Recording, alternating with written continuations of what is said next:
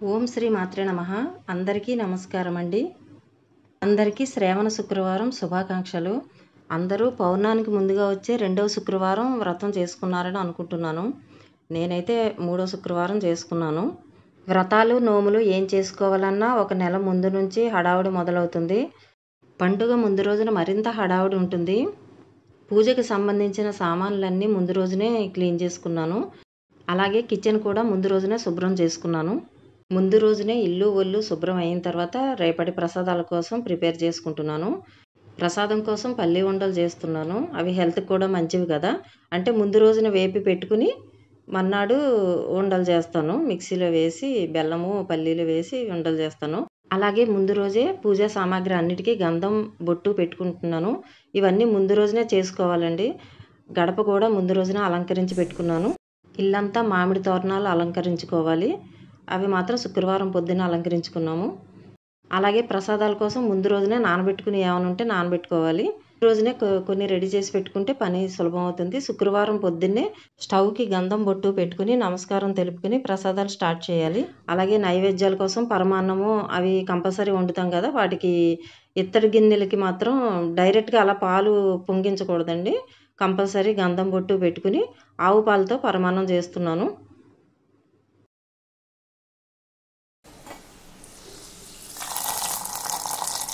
అలాగే ముందు రోజున పల్లీలు వేపి పెట్టుకున్నాను కదా. అవి శుక్రవారం పొద్దున్నే మిక్సీలో వేసి బెల్లము పల్లీలు వేసి ఉండలు చుట్టుకుని అవి కూడా ప్రసాదంగా పెడతాను. ఇవైతే నిలవ ఉంటాయి. రోజుకొక ఉండ తింటే మన హెల్త్కి కూడా మంచిది. అలాగే పాల తాలికలు కూడా చేశాను అమ్మవారికి. అలాగే పులిహోర కూడా చేశాను. నిమ్మకాయ పులిహోర చేశాను ఈసారి, పని సులభం అవుతుందని.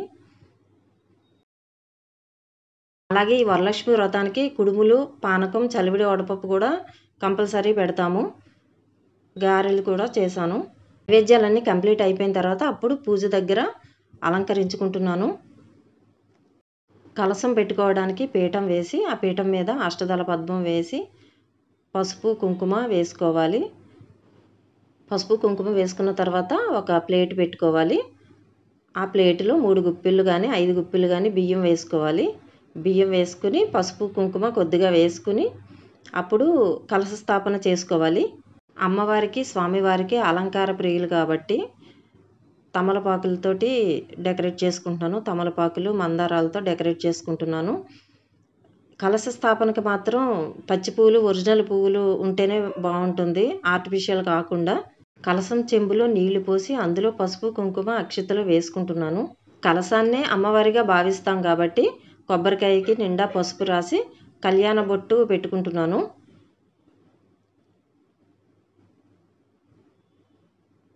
కలశం చెంబులో మామిడి లేదా తమలపాకులు వేసుకుని అప్పుడు కలశ స్థాపన చేసుకోవాలి.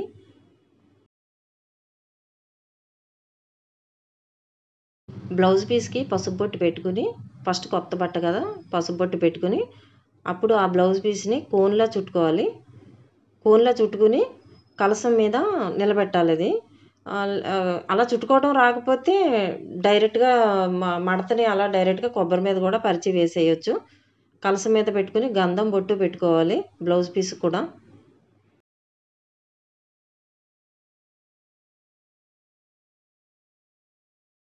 అలాగే కలశం దగ్గర ఎర్రటి మందార పుష్పాలతో అలంకరించుకుంటున్నాను.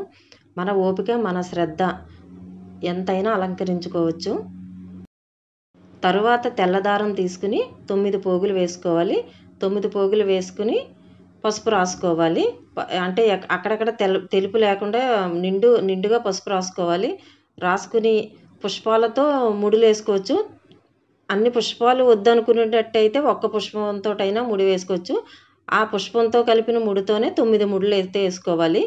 పుష్పాలు 9 లేకున్నా పర్వాలేదు, ఒక్క పుష్పంతోటైనా వేసుకుని ముడులు మాత్రం 9 వేసుకోవాలి. 9 లెక్క తోరానికి.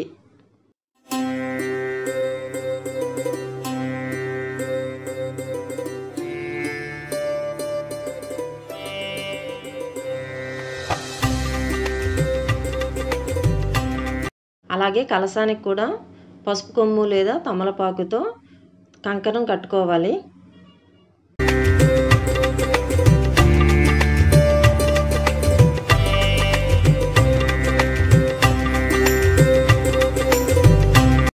అలాగే కలశాన్ని పువ్వుల దండతో అలంకరించుకున్నాను. అమ్మవారికి అటు ఇటు ఏనుగులు ఉంటాయి కదా, నా దగ్గర ఏనుగు బొమ్మలు ఉంటే తమలపాకులో పెట్టుకుని ఏనుగు బొమ్మల్ని అలంకరించుకున్నాను. అలాగే కలశానికి 2 పక్కల ఆర్టిఫిషియల్ బనానా ట్రీస్తో అలంకరించుకున్నాను. పసుపు గణపతిని, పసుపు గౌరమ్మని పూజించడం కోసం మరొక పీఠం వేసుకుని పసుపు రాసి అష్టదళ పద్మం ముగ్గు వేసుకున్నాను.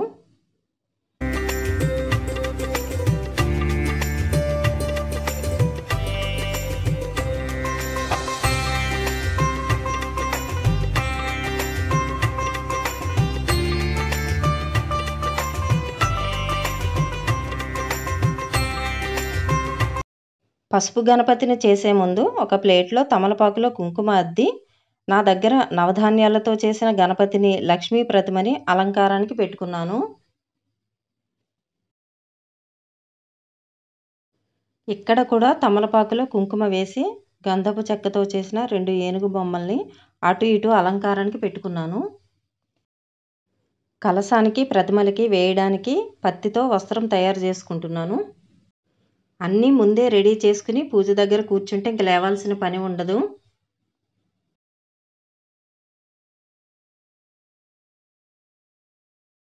అరటి చెట్టు పెట్టిన గ్లాసు బోడిగా కనిపిస్తుందని ఆర్టిఫిషియల్ పువ్వులతో డెకరేట్ చేశాను.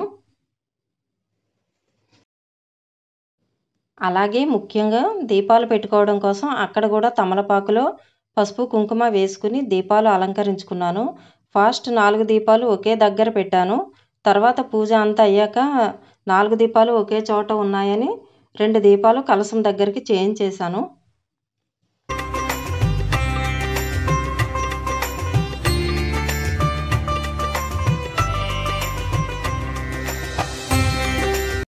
చిన్ని వెండి విగ్రహం కూడా పూజలో పెట్టుకున్నాను.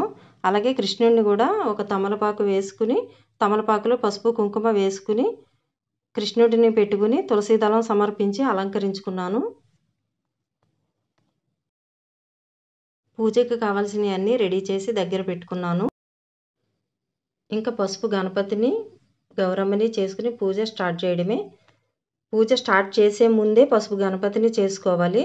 అంతకుముందు రెడీ చేసి పెట్టుకోకూడదు. మిగతా ఏ దేవతలకు పూజ చేసినా పూజ అంతా అయ్యాక నైవేద్యం చూపించాలి. కానీ గణపతికి మాత్రం వెంటనే బెల్లం ముక్క నైవేద్యం సమర్పించాలి. పసుపు గణపతి కోసం ఒక తమలపాకును వేసుకుని పసుపు కుంకుమ అద్ది ఆ తమలపాకులో గణపతిని ప్రతిష్ఠించుకుని వెంటనే బెల్లం ముక్క నైవేద్యంగా సమర్పించుకున్నాను. పసుపు గణపతి కోసం ఒక తమలపాకును వేసుకుని పసుపు కుంకుమ అద్ది తమలపాకులో గణపతిని ప్రతిష్ఠించుకుని గణపతికి, గౌరమ్మకి కుంకుమ అద్ది వెంటనే బెల్లం ముక్క నైవేద్యంగా సమర్పించాను. తర్వాత దీపారాధన చేసుకుని నమస్కారం తెలుపుకుని ఫస్ట్ గణపతికి ఈ పూజలో ఎటువంటి విఘ్నాలు రాకుండా చూడమని కోరుకుంటూ గణపతి పూజ మొదలుపెట్టాలి. తర్వాత అమ్మవారి పూజ స్టార్ట్ చేయాలి.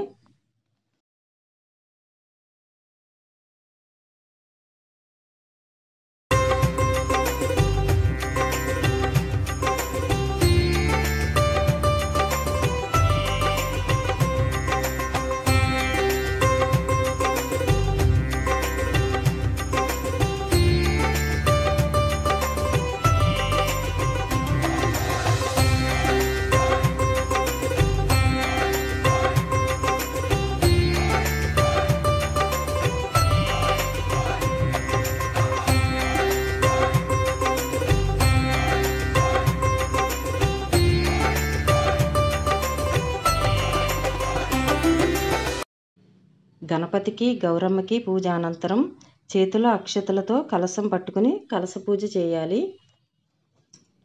తరువాత పంచామృత స్నానం, గంగాజల శుద్ధోదక స్నానం, దీపం, ధూపం, వస్త్రం అన్ని బుక్లో చదువుతూ అక్కడ ఉన్న విధంగా పూజ ఆచరించాలి. బుక్ చదువుతూ చేసుకోలేకపోతే మొబైల్లో లేదా టీవీలో పెట్టుకుని పూజ ఆచరించవచ్చు. షోడశోపచారాలన్నీ పూర్తయ్యాక అమ్మవారి అష్టోత్తరాలు 108 నామాలు చదువుతూ ఒక్కొక్క నామానికి ఒక్కొక్క పుష్పం సమర్పించాలి. ప్రకృతే నమః.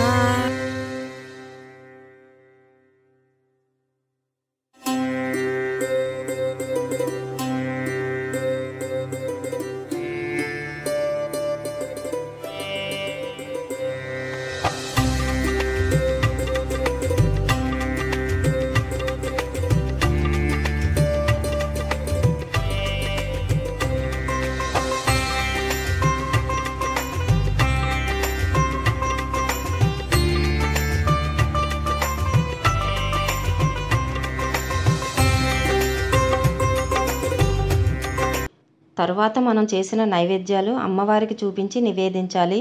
మనం చేసే నైవేద్యాలు అమ్మవారు ఏమి తినరు. బాగా పాత రోజుల్లో స్వీట్స్లో బూరెలు, పరమాన్నం, హాట్లో గారెలు, పులిహోర మాత్రమే చేసేవారు. అవి ఇప్పటికీ ట్రెడిషనల్ వంటకాలు అయ్యాయి. మనం చేసిన వంటకాలన్నీ అమ్మవారికి నివేదించడం వలన అమ్మవారి చూపు ఆ వంటకాల మీద పడి అవి ప్రసాదాలుగా అవుతాయి. అవి మనం భక్తితో కళ్ళకద్దుకుని స్వీకరించాలి. కలశానికి పసుపు తాడు వేసి పూజ అనంతరం ఆ పసుపు తాడు మనం ధరించాలి. అలాగే అమ్మవారికి తాంబూలంలో సమర్పిస్తాం కదా, ఆ తాంబూలంలో ఉన్న చీర, గాజులు, ఆభరణం పూజ అయ్యాక వాటిని కూడా మనం ధరించాలి. మనం చేసుకున్న తోరాలు అమ్మవారి దగ్గర పెట్టుకుని ఒక్కొక్క ముడికి ఒక్కొక్క స్తోత్రం చదువుకుని పూజ చేసుకుని ఒక తోరం మన చేతికి కట్టుకోవాలి.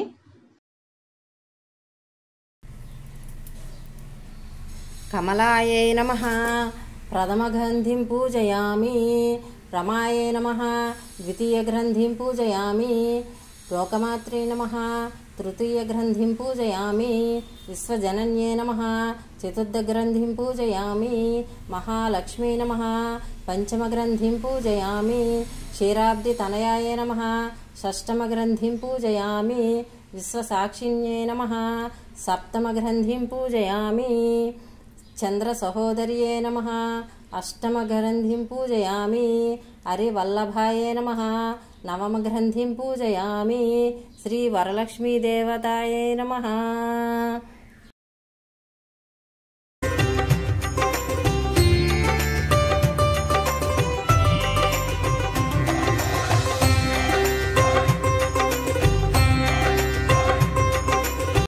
బుక్లో ఉండే లక్ష్మీ అష్టకాలు, స్తోత్రాలు చదువుకుంటూ ప్రతి వ్రతానికి ఒక కథ ఉంటుంది కదా, ఆ కథ చదువుకుని కొబ్బరికాయ కొట్టి ఆ ప్రసాదం అమ్మవారికి నివేదించాలి. ఏ వ్రతమైనా ఏ నోమైనా కథ చదువుకుంటేనే ఆ వ్రతం పరిపూర్ణంగా సంపూర్ణమైనట్లు.